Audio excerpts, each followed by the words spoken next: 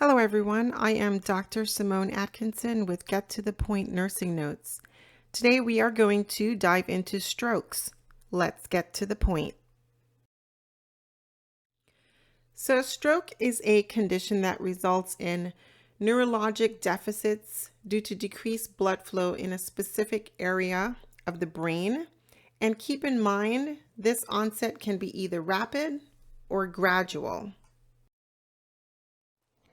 So let's focus on the key risk factors linked to strokes. These include hypertension, diabetes mellitus, atherosclerosis, obesity, anticoagulant therapy, oral contraceptive use, and stress. Now, when blood flow to the brain is severely and persistently blocked, it leads to a condition we call ischemia, and it causes the cells to die. So importantly, the resulting deficits can actually help us predict where the stroke might have occurred in the brain. So there are four main types of stroke. First, we have the transient ischemic attack, or TIA, which presents a brief neurologic deficit that usually resolves within 24 hours, and it's often a precursor to a more severe stroke. Then we have the thrombotic stroke, which arises from a blood clot or a thrombus forming within a cerebral vessel. And these clots tend to develop during periods of low blood pressure like rest or sleep. Now, despite rapid thrombosis, deficits progress gradually. Next is the embolic stroke, also known as an ischemic stroke, which is caused by a clot that travels from another part of the body, commonly the heart, especially in conditions like atrial fibrillation. And this type exhibits a sudden and an immediate symptom onset. And then last, there's the hemorrhagic stroke, or the intracranial hemorrhage, and it occurs when a blood vessel ruptures. It's often due to long-term or poorly controlled hypertension. Other causes result from factors like ruptured intracranial aneurysms, tumors, AV malformations, or anticoagulant therapy. Unfortunately, this type of stroke is frequently fatal due to the rapidly increasing intracranial pressure, and symptoms appear swiftly, and roughly half of cases involve loss of consciousness. You can expect a certain pattern of deficits that's based on the stroke's location. So when there's damage that occurs on the left side of the brain, typically you will observe right-sided hemiparesis or hemiplegia, speech and language impairments. Additionally, the client often has some struggles with discriminating between a left and a right. And they also have challenges with impaired language and math comprehension. They tend to have feelings of anxiety or even depression due to a heightened awareness of their deficits. Conversely, if the damage affects the right side, we encounter left-sided hemiparesis or hemiplegia. Spatial perceptual deficits become apparent alongside left-sided neglect. Now, our patients tend to exhibit quick and impulsive behavior, potentially putting their safety at risk. And there's often a tendency to deny or downplay their problems, coupled with an impaired judgment and a distorted concept of time.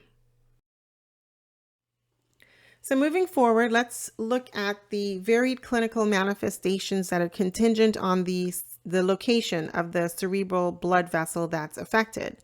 So in cases of internal carotid artery involvement, patients may display contralateral motor and sensory deficits in the arm and the leg. Therefore, because of these deficits, the rehabilitation team is essential, and physical therapists can help with transfer techniques, gait training, the application of assistive devices like walkers and canes and splints and braces. And simultaneously with physical therapy, the occupational therapist can provide strategies and adaptive equipment for day-to-day activities. Now, through techniques such as CT and MRI, we gain a comprehensive view, revealing critical details like hemorrhage, ischemia, edema, and tissue necrosis. And a cerebral angiography also becomes a valuable tool to help us detect the abnormalities in the vessel structures, They can identify vasospasm, they can evaluate carotid artery stenosis, and assess the integrity of vessel walls. And then simultaneously, ultrasound evaluation will allow us to closely monitor and analyze blood flow dynamics. So in the acute phase of stroke management, there are critical actions that come into play. Ensure that there's an open airway, along with administering any prescribed oxygen. Positioning the client on their side and the head of the bed elevated around 15 to 30 degrees is important in order to aid in optimal care, as well as maintaining an open airway. So vigilant assessment for and preemptive measures to mitigate elevated intracranial pressure are essential.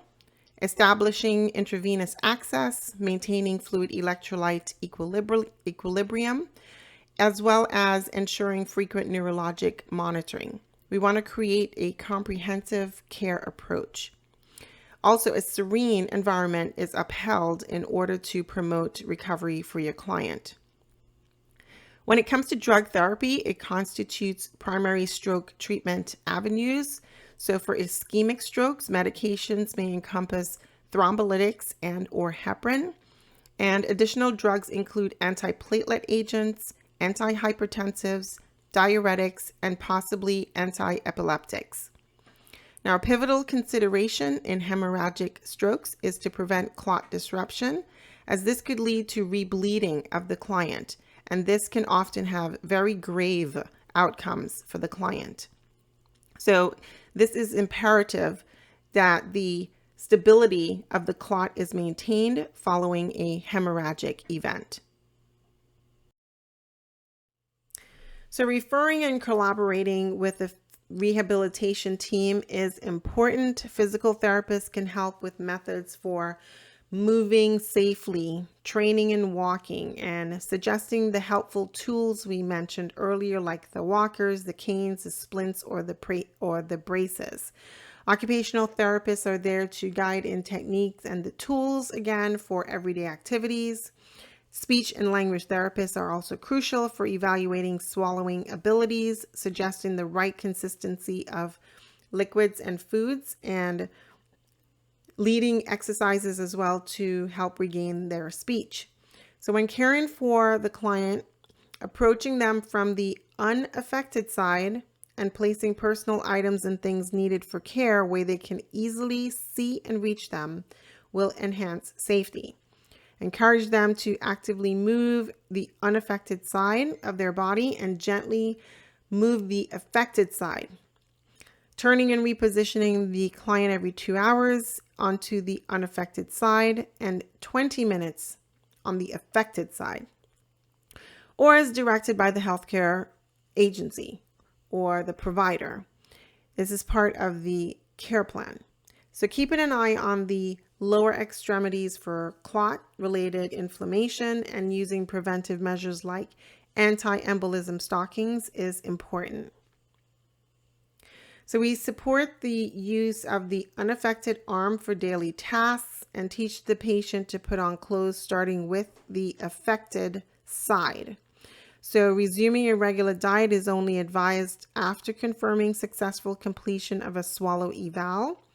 Some patients might need thickened liquids and softer textured foods, which is known as a dysphagia diet. And they have different levels of dysphagia diet for the consistency that's needed, depending on the level of dysphagia the client may be having.